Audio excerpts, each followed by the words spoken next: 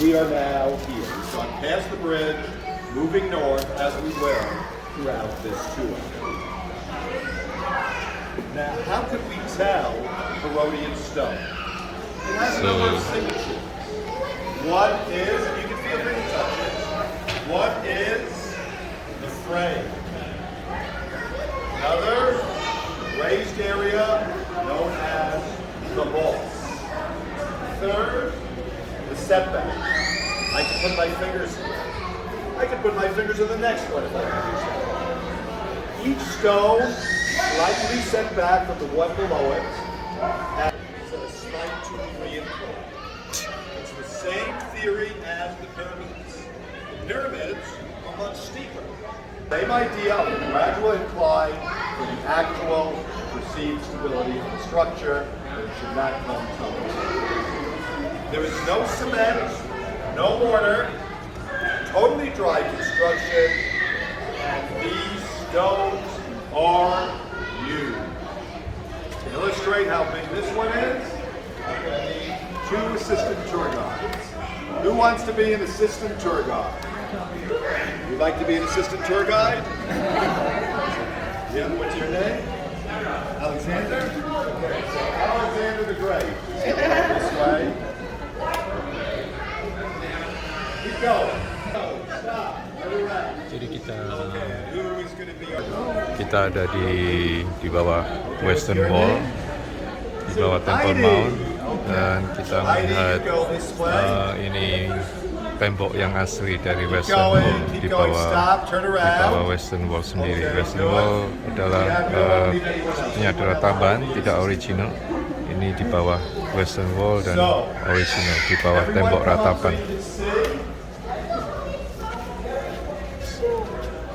Alexander and Heidi wave to each other. So, this is one stone, 13 meters, 40 feet long. Let's let the people at the back come up so they can see. So, wave to each other again. So,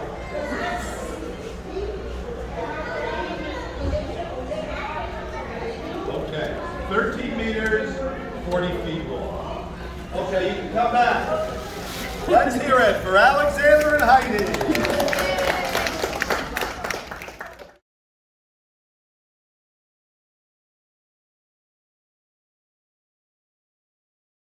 It's about 11 feet. Pull up the basket at the end of the day. 4 meters wide, about 12 feet. Weighs 570 tons.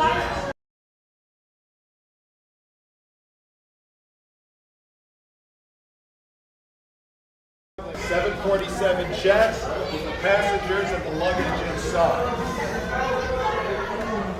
Why on earth do they need a stone so big? Well, one theory is there was something extremely heavy on the other side. Jadi ini ada batu di bawah Western Wall dan batu asli dan panjang 13 meter, batu yang sangat besar. Putting a whole bunch of small stones here, that doesn't prove a thing. If he can be the guy who figured out how to lift and move this, that's impressive. Jadi, sampai sekarang masih misteri bagaimana batu ini bisa diangkat, karena batu ini sangat besar.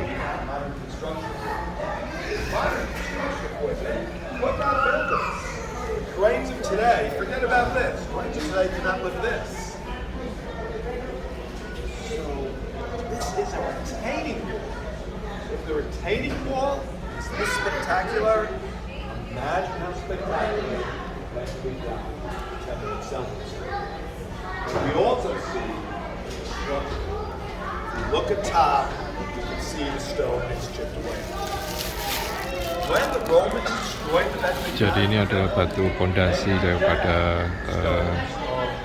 Bait Allah. This one was too much for them. All they could do was chip away. The story goes that when the Roman general Titus destroyed the temple, later comes the emperor. He comes here, he sees this, he calls over the commander of the unit, and he demands to know, why is this still standing? The guy thinks quickly, says, "You left it here, all the world to see what an incredible thing you accomplished. Jadi ini batu pondasi You ya, destroyed this monumental structure." Like that answer? dari Western Wall. Now, Dan anyone lubang-lubang wonder ini, about this? lubang-lubang ini kemungkinan adalah untuk mengangkat batu. Remember we said later generation of conquerors, the hotel, the Western Wall, was nothing special. It's a wall. In this case, Byzantines think this is a great spot for a water system, except for one problem. This is limestone. If the water seeps in, it can damage the structure. So what they do, they make these holes, they put in these bricks, they build another wall, they plaster, and we've got ourselves a water system.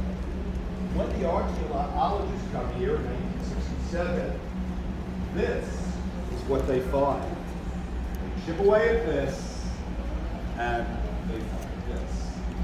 So we are going to head as close as we can get to the Kodesh HaKodashim, Holy of Holies. Any questions? British military officer and archaeologist, one of the first to take seriously this area. 1867, he discovers this gate. It is a gate to the Temple Mount, but we are not sure what it was used for. 3 theories. We do know it is well below the plaza level. So one possibility, entrance for people entered through this gate, they climbed a stairs or a ramp to get to the plaza.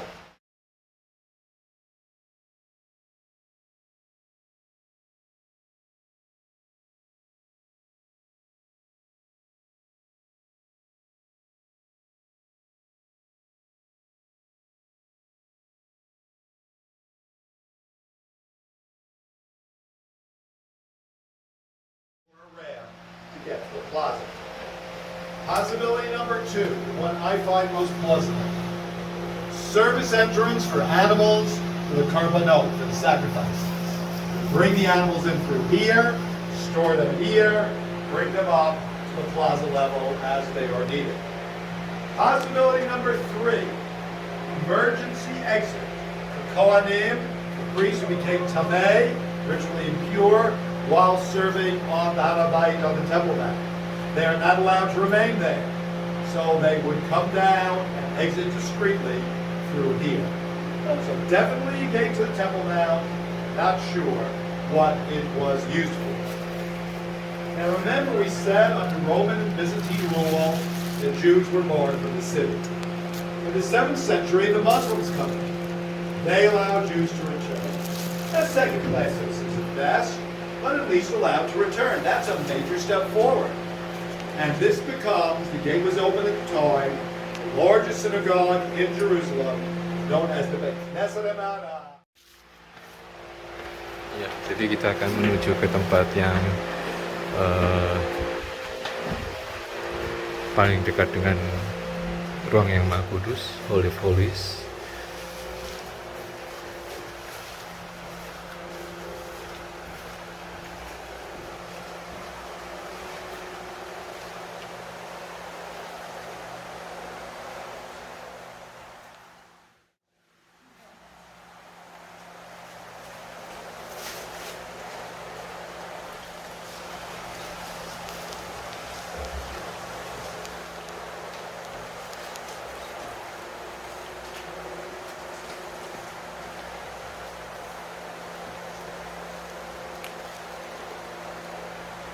So we can tell from the plaster and the trapdoors in the ceiling, the arch, that this was a water cistern.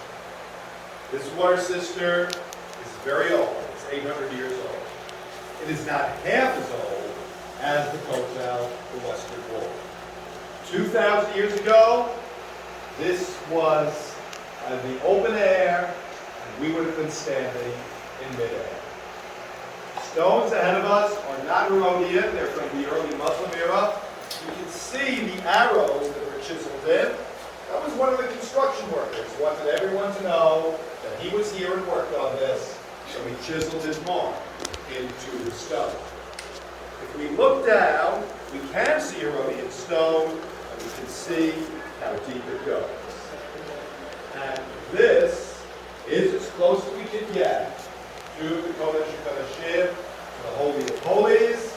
Please let these other folks through.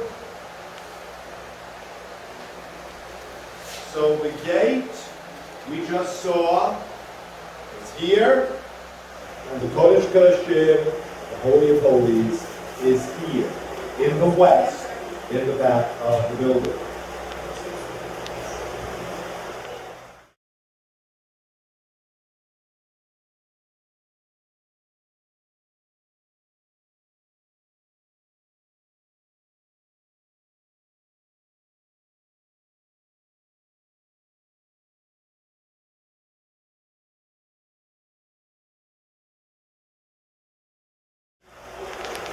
Now, every other temple in the ancient world, entrance is on the west, and people bow to the east.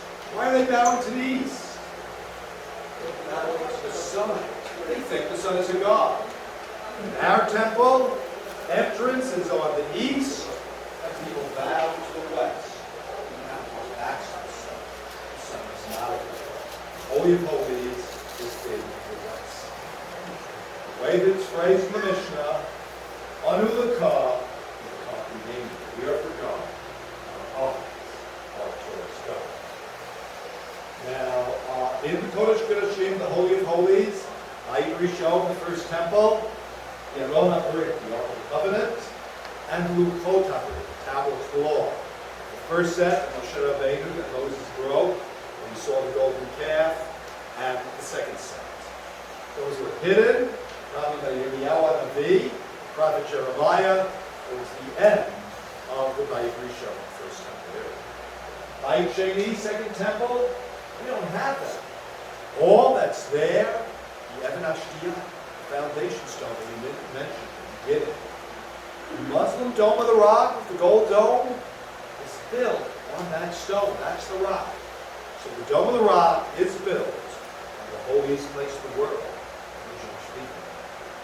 The importance of the Kotel, the Western Wall, it's as close as we can get. Now, outside the Kodesh HaKodashim, still in the Heikal sanctuary, the Menorah, the candelabra, the Shulchan, the table of showbread, and the Mizbeach of Torah, the golden altar of incense. The main Mizbeach, the main altar, would have been outdoors. Now, can just anybody go to the Kodesh HaKodashim, to the Holy of Holies? No. Who can go there? Only one person, Kohen Gadol, the high priest.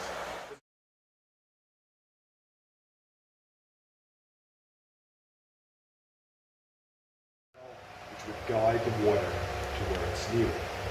Behind us, the pillars are original, would have been stores. What would they be selling in stores across the street from the temple? Doves. What? Doves, among other things, absolutely. Animals for the sacrifices. Sheep, lambs, bulls, goats, rams, pigeons, doves. Flour for the nachot, meal offerings. Wine for the Shechinah, libations. Olive oil used for many purposes. Other kinds of food.